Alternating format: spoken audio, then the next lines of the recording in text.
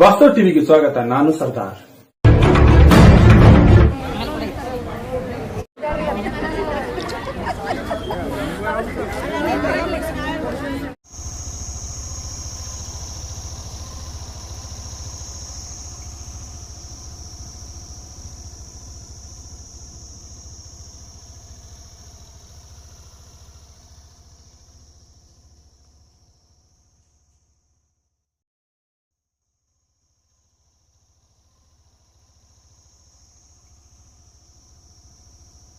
ಎಲ್ಲರಿಗೆ ಕ್ರಾಂತಿಕಾರಿ ಜೈ ಭೀಮ್. ಇವತ್ತು ಮಾಧ್ಯಮದ ಮೂಲಕ ತಿಳಿಸೋದೇನಪ್ಪ ಅಂದ್ರೆ, ಮಾನ್ಯ ಜಿಲ್ಲಾಧಿಕಾರಿಗಳಿಗೆ ಮನವಿ ಕೊಡೋಕ್ಕೆ ಇವತ್ತು ನಾವು ಬಂದಿದ್ದೇವೆ. ಈಗಾಗಲೇ ಮಾನ್ಯ ಜಿಲ್ಲಾಧಿಕಾರಿಗಳಿಗೆ ಅನೇಕ ಮನವಿಗಳನ್ನು ಕೊಟ್ಟಿದ್ದೆವು. ದಲಿತರ ಮಶಾನ ಭೂಮಿಗಳನ್ನು ಇವತ್ತು ಜಿಲ್ಲೆಯಲ್ಲಿ ಅನೇಕ ಅಸ್ತವ್ಯಸ್ತವಿರುವಂಥ ಮಶಾನ ಭೂಮಿಗಳದಾವೆ. ಇವತ್ತು ಬಂಬಾಳಕ್ಷಿ ಸರ್ವೆ ನಂಬರ್ 110 ಅಲ್ಲಿ ಆ ಮಶಾನ ಭೂಮಿಯಲ್ಲಿ ಇವತ್ತು ಯಾವುದೇ ಶವ ಸಂಸ್ಕಾರ ಮಾಡೋಲಕ್ಕೆ ಹೋದ್ರೆ ಅಲ್ಲಿ ಯಾವುದೇ ಥರದ್ದು ಅನುಕೂಲತೆ ಇಲ್ಲಾರ್ದಂಥ ಪರಿಸ್ಥಿತಿ ಅಲ್ಲಿ ಐತಿ. ಹಿಂದಕ್ಕೆ ಹೆಂಗೆ ಒಂದು ವ್ಯವಸ್ಥಿತವಾಗಿ ಹಿಂದೆ ಇರ್ತಿತ್ತಲ್ಲ, ಆ ಥರ ಇವತ್ತು ಈಗಾದರೂ ಕೂಡ ದಲಿತರು ಮಶಾನ ಭೂಮಿಗಳಲ್ಲಿ ಆ ಥರ ಅಲ್ಲಿ ನಡೆದದ. ಈಗ ಇವತ್ತು ಮಾನ್ಯ ಜಿಲ್ಲಾಧಿಕಾರಿಗಳಿಗೆ ನಾವು ಮನವಿ ಕೂಡ ಕೊಟ್ಟಿದ್ದೇವೆ ಅನೇಕ ಬಾರಿ. ಆ ಮನವಿಗೆ ಇಲ್ಲಿವರೆಗೂ ಯಾವುದೇ ಉತ್ತರವನ್ನು ಬಂದಿಲ್ಲ. ಆದರೂ ಕೂಡ ಇವತ್ತು ಮಾನ್ಯ ಜಿಲ್ಲಾಧಿಕಾರಿಗಳಿಗೆ ಅವರಿಗೆ ಮತ್ತು ಕೂಡ ಮನವಿ ಕೊಟ್ಟು ಅವ್ರಿಗೆ ಹೇಳಿದೆವು. ಏನಪ್ಪ ಅಂದ್ರೆ, ತಕ್ಷಣವೇ ಈ ಮಶಾನ ಭೂಮಿ ಮ್ಯಾಗೆ ನಾವು ನಿಗಾ ವಹಿಸಿ ಕೂಡಲೇ ಆ ಮಶಾನ ಭೂಮಿಗೆ ನಮ್ಮ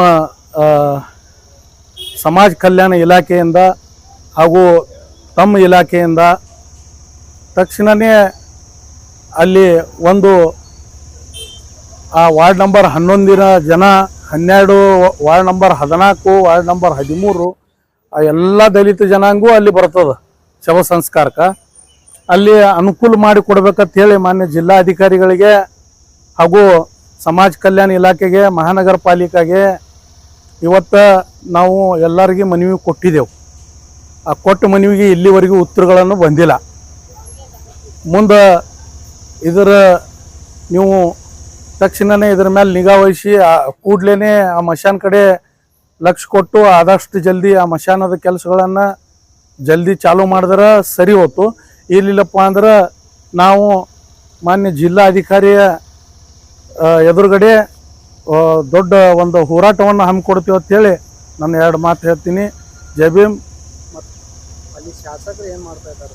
ಈಗ ಶಾಸಕರಿಗೂ ಹೇಳಿದೆವು. ಶಾಸಕರು ಅವರು ಕೂಡ ನಮ್ಗೆ ಹೇಳಿದ್ದಾರೆ, ಆ ಮಶಾನ ಭೂಮಿ ಅಲ್ಲಿ ನಾವು ಅದಕ್ಕೆ ಏನು ಫಂಡ್ ಹಾಕಬೇಕು ಅನ್ನೋಂಥದ್ದು ಅವರು ಕೂಡ ಹೇಳಿದ್ದಾರೆ. ಈಗ ಮಾನ್ಯ ಜಿಲ್ಲಾಧಿಕಾರಿಗಳಿಗೆ ಅನೇಕ ಬಾರಿ ಮನವಿ ಕೊಟ್ಟಿದ್ದೆವು ಮತ್ತು ಸಮಾಜ ಕಲ್ಯಾಣಕ್ಕೂ ಕೊಟ್ಟಿದ್ದೆವು, ಮಹಾನಗರ ಪಾಲಿಕೆಯವ್ರಿಗೂ ಆಯುಕ್ತರಿಗೂ ಕೊಟ್ಟಿದ್ದೆವು. ಇಲ್ಲಿವರೆಗೆ ಇವರು ಮಹಾನಗರ ಪಾಲಿಕೆ ಇರ್ಬೋದು, ಇವತ್ತು ಸಮಾಜ ಕಲ್ಯಾಣ ಇರ್ಬೋದು, ಇವತ್ತು ಮಾನ್ಯ ಜಿಲ್ಲಾಧಿಕಾರಿಗಳು ಇರ್ಬೋದು, ಇವತ್ತು ಅದ್ರ ಬಗ್ಗೆ ಯಾವುದೇ ಸೂಕ್ತವಾದ ಯಾವುದೇ ಕಾನೂನು ಅಲ್ಲಿ ಕೆಲಸ ಮಾಡ್ತಾ ಇಲ್ಲ. ಯಾವುದೇ ಥರದ್ದು ಸಿಬ್ಬಂದಿಗಳಿರ್ಬೋದು ಅಥವಾ ಜಿಲ್ಲಾಧಿಕಾರಿ ನೇತೃತ್ವದೊಳಗಿರ್ಬೋದು ಯಾರು ಕೂಡ ಅಲ್ಲಿ ಬಂದು ಇಲ್ಲಿ ತನಕ ನೋಡಿಲ್ಲ.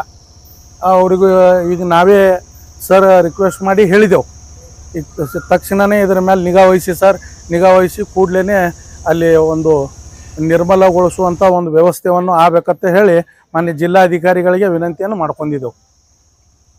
ತಕ್ಷಣವೇ ಅದಕ್ಕೆ ಮಾಡಲಿಲ್ಲಪ್ಪ ಅಂದ್ರೆ ಮುಂದಿನ ದಿನಮಾನದಲ್ಲಿ ನಾವು ಹೆಚ್ಚಿನ ಸಂಖ್ಯೆಯಲ್ಲಿ ಜನ ಕೂಡಿಸಿ ಒಂದು ಉಗ್ರವಾದ ಹೋರಾಟವನ್ನು ಮಾಡ್ತೀವಿ ಅಂತೇಳಿ ನಾನು 2 ಮಾತನ್ನು ಹೇಳ್ತೀನಿ. ಜೈ ಭೀಮ್, ನಮೋ ಬುದ್ಧಾಯ್. ನನ್ನ ಹೆಸರು ಸೋಮು ರಣದೇವಿ, ಸತ್ಯಶೋಧಕ ಡಾಕ್ಟರ್ ಅಣ್ಣಾಭಾವ್ ಸಾಠೆ ಸಂಘಟನಾ ಸಮಿತಿಯ ಸಂಸ್ಥಾಪಕ ಅಧ್ಯಕ್ಷ.